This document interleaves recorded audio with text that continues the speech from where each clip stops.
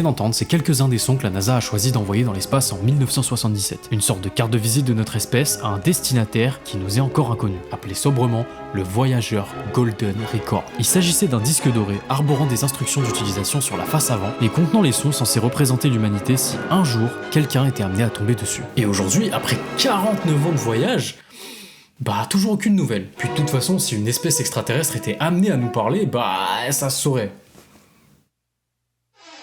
Ça se saurait, non ? Lui, c'est Prince 85, et il y a des chances que vous l'ayez déjà croisé. Dans la rue, à Disneyland, au cinéma ou encore à un concert. Et ce qui est sûr, c'est que vous l'avez déjà entendu. Et mieux que ça, vous l'avez même sûrement chanté. Strikers and trap house.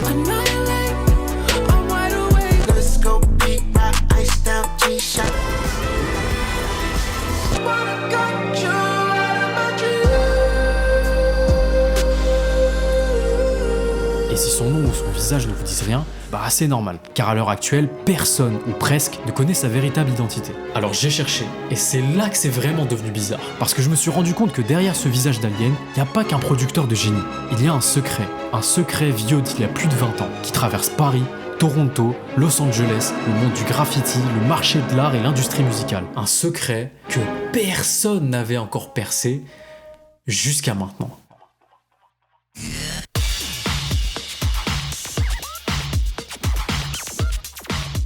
Il se présente comme un alien qui était à la base arrivé sur Terre pour comprendre notre espèce, mais qui a fini par infiltrer notre industrie musicale. Personnellement, je l'ai découvert il y a quelques années en fouillant dans les crédits de The Weeknd, et j'ai tout de suite été frappé par la DA hyper mystérieuse du personnage. Puis pour ce qui est de la musique, c'est tout simplement les meilleurs morceaux d'électro que j'ai entendus depuis des années. C'est agressif, hyper bien ficelé, et on sent que c'est pas des sons sortis en une après-midi d'effet studio, mais bien ceux de quelqu'un qui sait exactement ce qu'il fait à l'aide de synthés analogiques vintage à plusieurs milliers d'euros. Et au-dessus de cette base, on ressent aussi une grosse influence hip-hop dans les drums et l'utilisation des samples. Si je devais faire une comparaison assez grossière, et désolé pour ça, je dirais qu'on est au centre d'un triangle entre Homework de Daft Punk, DJ Mehdi et Mike Dean. Et avec une musique aussi bien produite et une imagerie aussi jusqu'au boutiste, on finit par se demander si c'est vraiment de la fiction ce truc carrément. Et en vrai, j'ai fini par même me poser une autre question, c'est qui ce mec ? Non vraiment, c'était tellement fort que pour moi c'était impossible que ça sorte de nulle part. Au fond de moi, je pouvais pas m'empêcher de penser que c'est quelqu'un qu'on connaît déjà, de près ou de loin. Plus les semaines passaient et plus j'étais rongé par cette question. Qui se cache derrière Prince 85 ? Jusqu'au jour où cette obsession est arrivée à son paroxysme. Je me suis retrouvé dans la même salle que lui sans le savoir. C'était à l'avant-première du film Hurry Up Tomorrow au Grand Rex, et une fois rentré chez moi, je dégaine Insta et je tombe sur ce post. Le fait que j'ai probablement croisé ce mec qui m'intriguait depuis des semaines, sans le savoir, ça m'a déterminé à creuser mon enquête jusqu'au bout. Juste pour ma curiosité personnelle. Et visiblement, j'étais pas le seul, parce qu'au fur et à mesure que j'en apprenais plus sur lui, j'ai remarqué qu'Internet, fait de l'Internet. Et vraiment, j'insiste sur ça, parce qu'on a une partie de la commu, elle théorise sur le fait que c'est Michael Jackson. Et en vrai, je peux même pas les blâmer.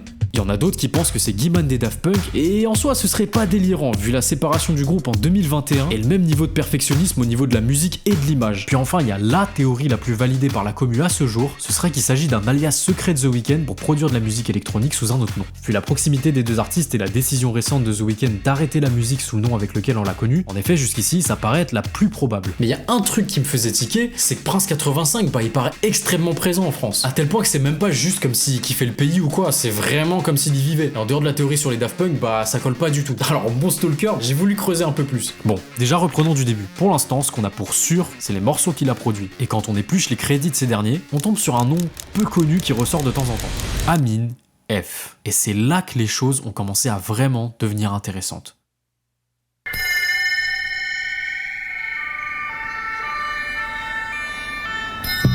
Nous sommes dans la nuit de samedi à dimanche, vers 3h30 du matin.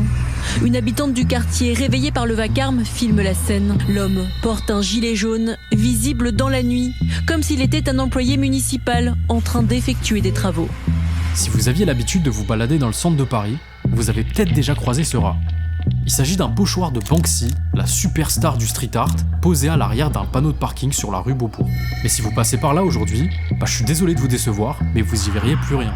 Tout simplement parce qu'en novembre 2019, À 5h du matin, plusieurs hommes déguisés en agents municipaux l'ont scié à la disqueuse sous les yeux des riverains, puis sont repartis avec à tout jamais.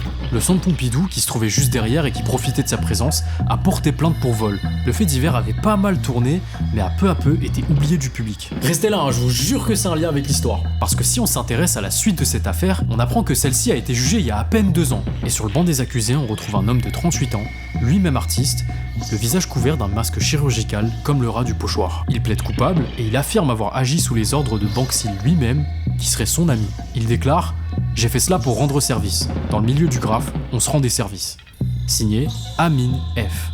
Je vous mentirais si je vous disais que j'ai pas passé 5 minutes à relire l'article pour vérifier que tout collait. Mais entre le nom, la date de naissance, le métier, soit c'est une putain de coïncidence, soit le mec qui a produit The Weeknd est le même qui a volé Banksy. Et en vrai, rien que là, c'est déjà une dinguerie. Mais c'est pas tout. Il dit avoir agi sous les ordres de ce dernier. Et ce serait pas vraiment étonnant que cette version soit vraie, malgré ce que les articles et les juges laissent penser. Pour Banksy, ce serait pas un coup d'essai concernant les œuvres éphémères. On peut par exemple penser à sa fameuse qui s'est auto-vandalisée lors d'une enchère. Et avec le fait que le pochoir mettait en scène un rat avec un cutter, c'est à prendre avec des pincettes, mais ça semble pas complètement incohérent. Ça nous fait une piste plus que sérieuse. Prince 85, ce producteur de génie que personne connaît, aurait un pied dans le street art. Et ça pas qu'un peu pour être de mèche avec une des figures les plus mainstream du secteur. On a d'ailleurs plusieurs autres éléments qui viennent nous le confirmer, comme par exemple un de ses premiers clips, intitulé Heaven, sorti en 2011 en collaboration avec le street artiste Kid Ult. Alors, si vous connaissez pas Kid Ult, faites-moi confiance, mais faut qu'on s'arrête 2 secondes pour en parler.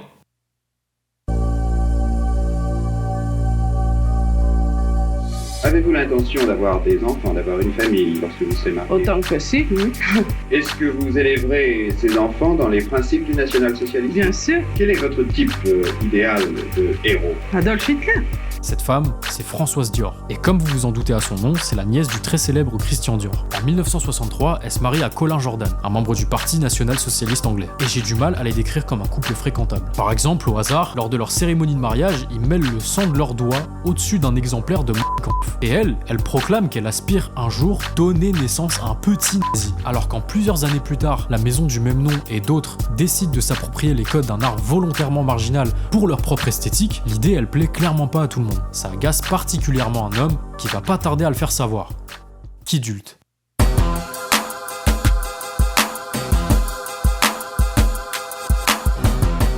Dans les années 2010, le nom de Kid Ult, c'était vraiment quelque chose. Il était considéré comme la bête noire des grandes maisons de luxe. Pour une raison simple, il les vandalisait dans des vidéos qui faisaient en plus le tour du monde. Et on se parle pas de quelques coups à la bombe, non, mais d'énormes graffitis à coups d'extincteurs remplis de peinture qui faisaient littéralement la taille de chaque mur. Et même si la plupart étaient effacés quelques temps après, pour la première fois, ces attentats artistiques étaient immortalisés et visibles partout dans le monde grâce à Internet. Kid Ult, c'était un des premiers artistes du genre à exploiter la vidéo virale comme médium pour faire passer son message. Parce que oui, derrière ces attaques brutales, Kid Ult défend une idée en particulier. Les maisons de luxe volent nos codes, elles jouent sur un terrain qu'elles ne connaissent pas et qui leur appartient pas, et puisqu'elles prétendent tant aimer le graffiti, je vais leur en donner. Et ça fonctionne. Le message est compris dans l'ensemble, non seulement sur les ondes, mais également par les créateurs attaqués eux-mêmes qui finissent parfois par répondre. Et de manière assez positive en général, comme l'ont fait par exemple Agnès B ou encore Kanye West. Au fur et à mesure, il y a toute une aura qui se crée assez rapidement autour de son nom, et ça devient presque une opportunité de se faire vandaliser par Kid Ult. Mais c'est le cas aussi dans le monde de la musique. On a parlé tout à l'heure du clip avec Prince 85, mais il apparaît aussi aux côtés d'A$AP Rocky et de Rihanna dans Fashion Killa. En fait, en très peu de temps, Kid Ult est devenu une figure hype, ses œuvres éphémères sont vendues aux enchères à des milliers de dollars, pendant que lui il reste dans l'ombre, anonyme tout en étant omniprésent. On a par exemple cette toile, qu'on peut voir Kid Ult collée devant Louis Vuitton en 2009, marquée comme vendue sur un site d'enchères pour 3400 €. Ok. En quoi ça nous avance dans notre enquête? En pas grand chose. De toutes les personnes sur lesquelles je suis tombé en remontant la trace de notre alien, Kid Ult c'est de loin la plus mystérieuse. La seule chose qu'on a sur leur relation, c'est ce clip. Mais il y a un twist intéressant qui va nous en dire plus. La photo que vous voyez à l'écran, elle a été prise en 2013. C'est l'année pendant laquelle est sorti le premier album de The Weeknd, Kissland, sur lequel on retrouve un de mes morceaux préférés, Pretty, où Prince 85 est crédité. Mais truc un peu bizarre, c'est que pour une fois, il est pas crédité comme producteur, mais comme intervenant vocal. Pourtant, sur ces 6 minutes 15 de chansons, on n'entend qu'une seule voix, et c'est celle de The Weeknd. À moins que... Comme une putain de colombe blanche chante sa chanson, c'est tout ce qu'on entend. Les jours se défilent comme de la ficelle dans le vent. Embobiné dans ma toile, je les dévoile à nouveau. Ce serait donc ça la voix de notre gars. Mais attendez, j'ai peut-être un autre truc pour vous. Si on prend ce reportage que je vous cite depuis tout à l'heure sur Kidult et qu'on se concentre sur le seul et unique moment où on l'entend parler français, qu'on pitch sa voix pour retrouver la bonne tonalité, et cette photo dont je vous ai parlé plus tôt, elle a été prise à la release party de Kissland, l'album sur lequel Prince 85 a posé sa voix. On m'explique ce que faisait Kidult là-bas, et cette toile vendue aux enchères, quand on la retourne,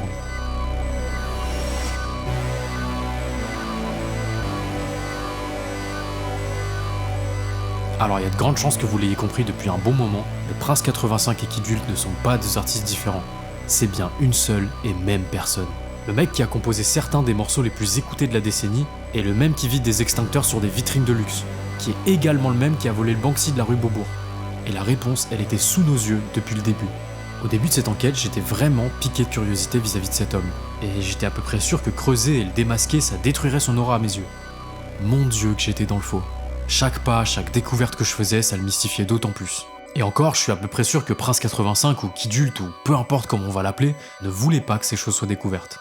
Et pour moi, c'est ce qui rend la backstory encore plus spectaculaire. Elle est pas là pour légitimer ou glorifier quoi que ce soit, c'est juste celle d'un artiste de l'ombre qui vit uniquement pour son art. C'est le genre de lore que les artistes et les labels brainstorment pour construire un personnage, mais ici c'est juste une réalité que l'artiste essaie de cacher. Et pour moi, c'est peut-être ça le plus intéressant dans cette histoire. En 1977, on a envoyé un message dans l'espace en espérant que quelqu'un nous entende. Au final, peut-être que l'alien était déjà parmi nous. Sauf que lui, il est jamais venu de là-haut. Mais c'est peut-être celui qui nous a le mieux entendus.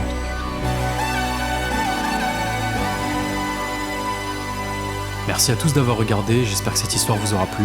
Je vous avoue que j'ai pas mal hésité à publier cette vidéo, et j'ai vraiment essayé de l'écrire dans le respect et de préserver l'anonymat de l'artiste au maximum. Mais je trouvais l'histoire trop fascinante et au final je me dis que c'est des infos qui sont disponibles partout sur internet. Et avant tout, j'ai pensé à ce que ça m'a fait quand j'ai découvert moi-même ces informations. Ça m'a juste fait kiffer l'artiste 10 fois plus et c'est en ça que je me suis dit que c'était peut-être une bonne idée de vous le partager. Si ça vous a parlé, je pense que ça va de soi, mais je vous invite vivement à aller écouter la musique de Prince 85, vous aurez tous les liens en bas. Sur ce, je vous laisse et je vous dis à bientôt pour une prochaine. Ciao.